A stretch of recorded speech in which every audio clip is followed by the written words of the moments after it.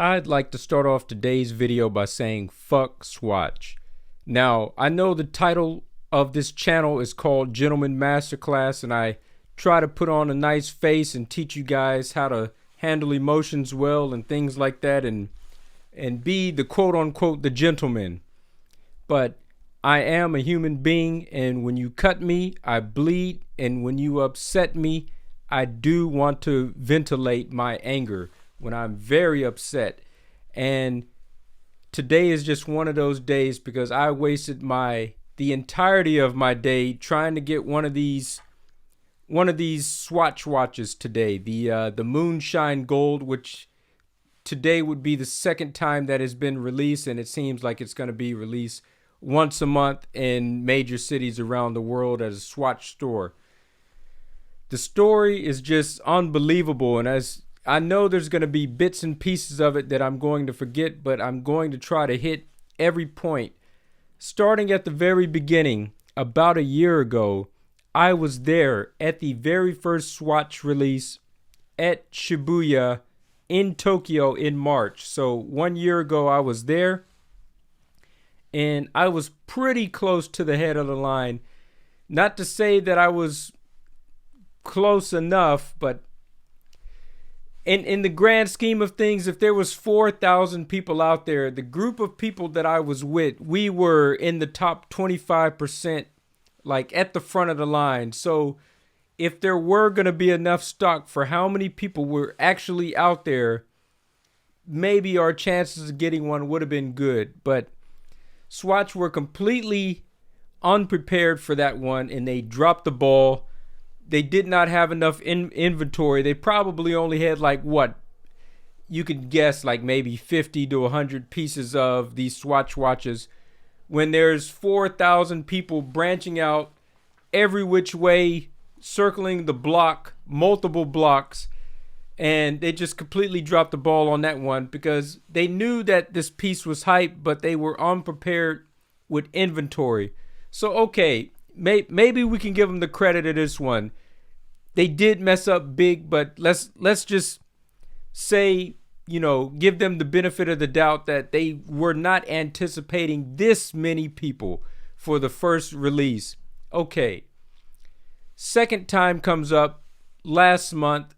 It's about a year later from the release of the first Swatch watch, and they just released the Moonshine Gold. They announced it, and within 2 days after the announcement, Tokyo was the first city in the world out of 4 major cities that this watch was being released in. You'd think that they would have learned their lesson the first time and that they would have enough inventory and enough stock to account for all the people that are going to be standing in line, that are desiring this piece and are wanting it, and that have been waiting in line since the daytime to get it, right? Same thing here. The line, I was there at Kyobashi. This is the second time. Kyobashi, which is one station away from Ginza, Tokyo, a high-end shopping district, which is like our Beverly Hills. And I asked somebody that was working there, I lined up and I was inside the queue, and I was kind of, far back there. And I said, I don't think you guys have enough inventory to serve all these people. And the lady just kind of straight up lied to me and said, yeah, we have enough. But no, they did not have enough. They did not have enough to give out that day. So come 1 month later, meaning today, another full moon happened where they decided to make these Moonshine Gold watches. You think, okay, after the last experience, now you're releasing in 14 different cities. Maybe you're going to have enough inventory this time. Third time's a charm to be able to serve the amount of people that are coming out. Estimate. Today was Yokohama, which is the bordering city of Tokyo. It's only 30 minutes by train south of Tokyo. It is considered part of the greater Tokyo metropolitan area. So it's still Tokyo theoretically. So third time's the charm that a new Swatch or a release has been happening for the MoonSwatch in Tokyo. About 500 people were lined up at Vivre, which is like a department store for young people. And there's a Swatch store on the first floor of this department store. We're all lined up outside. We're prepared to get this. You'd think by now they would learn their lesson and they would have enough inventory to serve all 500 people that were waiting. But sure enough, once they hit about 250 people, a security guy came out and says, "This is the cutoff of the line. Everybody else that's waiting, I'm sorry, you all have to go home." I mean, it was pretty disgusting the way that the message was delivered. And it wasn't even a Swatch staff that did it. It was like a hired security guy. And I think they anticipated this, because to have this guy deliver the message instead of one of the staff themselves being sincere about it, it was just such a fucked up thing to do. They knew how many Swatch watches they had in inventory. Why did they have to wait until 6 o'clock to start sending people home? They should have counted the amount of inventory that they knew that they had, come outside and count the first.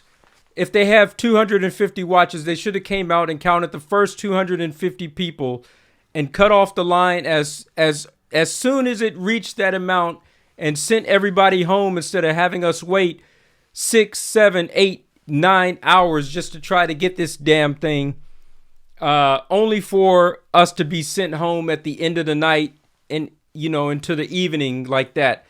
That pissed me off more than anything else, that they did not properly do it, following a protocol to keep people from wasting their own time. They wasted our time just so that they can keep us around, so that they can get these stupid ass videos. And I was out there with a friend that was, you know, helping me out. He was giving me restroom breaks and things like that, and asked me if I needed any food. So he was there in support of me. I had two friends out there in support of me, Vince and another friend of mine, Tim Remington. You might hear me talk about him from time to time on this channel when it comes to these watch videos. Tim, it left a bad taste in his mouth just as much as it did mine. At the end of the night, come 10:30, he sent me a message to my phone, you know, once I'm already on my way home and once he's already made it home. And he says he's just been thinking about the evening, and he thinks the series of experiences that we had at all of the MoonSwatch events has completely turned him off. And, you know, he says he still appreciates the concept and the actuality of the end product, but he says just the delivery of it. And he says Swatch Group's seemingly eagerness and willingness to leverage the commercial hype has turned it into such a character of itself. So he says today was definitely not about celebrating the product. It felt more like it was a social media staging event done at the expense of everyone standing in line. And what he means by that is that, you know, there's 500 people out there, and they hired some people with cameras, you know, to take video and record and things like that for their social media, for Instagram, for Facebook, for YouTube, whatever else, right? And they're just recording the video of 500 people standing out there eager to get this damn watch. And, you know, once they get the footage and then they dismiss us, they don't put the part inside the video when half of the people are upset and half of the people go home empty-handed because you didn't have enough stock prepared to serve the people that, fuck, man, just fuck. I was out there since about 1 o'clock in the afternoon, and the release was at 6 o'clock. The first mess up is that why do they keep releasing this thing so late into the evening at 6 o'clock when they know that the store closes at 8 o'clock or a store closes at 9 o'clock? And only it takes like 3 minutes for one person to go through the line and to check out and all that stuff. They know they don't have enough time to service throughout the night, and they know they don't have enough inventory to service. So they're just screwing us over, man. I was out there waiting. I even bought a chair from Coleman. Look at this thing, so I could just sit out there and try to get a watch. You know, I tried to come prepared. I did the honorable thing. I waited. I was patient. You know, I thought, you know, I've been screwed over twice. Not this time. Yes, this time. And trust me, it will happen to you too. It will happen to you too. Case in point, there were two young guys, the very first people in line today. They must have been waiting in line for, I estimate, about 12 hours. They could have been there since 6 in the morning. They could have been there since 7 or 8. But they are the first two people, and they've been waiting there since morning. I can testify to that. You know, just from judging from the time that I came. Sure enough, when the clock hits 6 and they go to the cash register to check out, you know, they had the money in hand and they're ready to buy these watches, both of these guys. And the staff to them says, "I'm sorry, we don't take cash. We're taking credit card only." And these guys look at each other. They're dumbfounded. They don't know what to do. They have the money, the physical money in hand, but they can't even buy the watch. You think, okay, these guys have been waiting here for fucking 12 hours.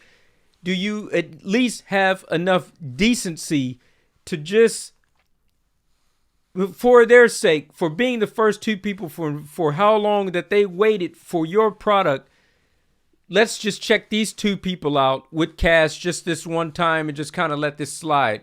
But no, they don't do that. The 10th guy in line, it was another young guy. He had his credit card. It was so fucked up what happened to these guys. The 10th guy in line, he approaches the cash register. He says, "Listen, they got the money right there. Let me use my credit card to buy one watch for myself and to buy 2 watches for both of these guys, and I'll take the physical cash from these guys." The staff looked at this guy and they said, "No, we can't do it." So these guys had to leave empty-handed. And yeah, it was a bunch of drama up there. There was a bunch of drama throughout the entirety of the day, and a lot of people were wanting to fight these security guards. They were yelling at the staff. They just did not know how to handle their shit. Another thing I'd like to talk about the amount of scalpers that were out there. It was so ridiculous. There was a lot of people inside of their 60s, 70s, and my friend says he even seen an old man that looked like he was inside of his 80s that could barely walk with a cane and things like that. And he was looking to get one of these watches. And you could just look at half of these people and you can tell right away that they have no interest in buying this thing to wear it, that they're only buying it just to resell. The scalpers were out there in force.